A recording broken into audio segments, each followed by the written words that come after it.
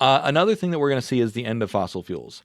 Basically, yes, fossil fuels were good for bootstrapping civilization.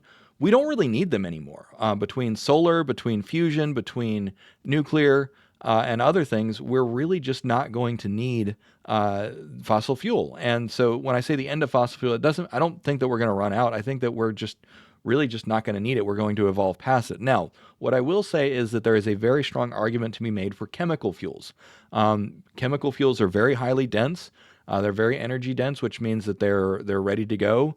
At least until we invent nuclear fusion and anti-gravity devices, chemical rockets are probably going to be the way that we get off of Earth for the foreseeable future.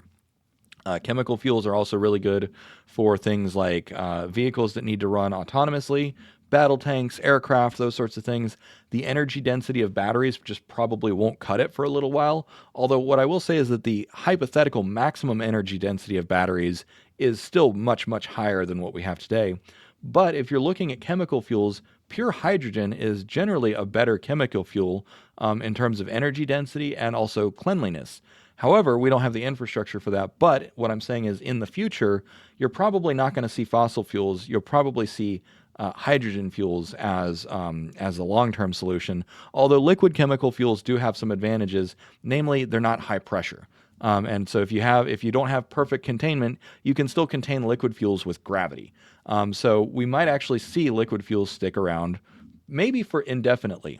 But there's not necessarily a compelling reason that it needs to be fossil fuels.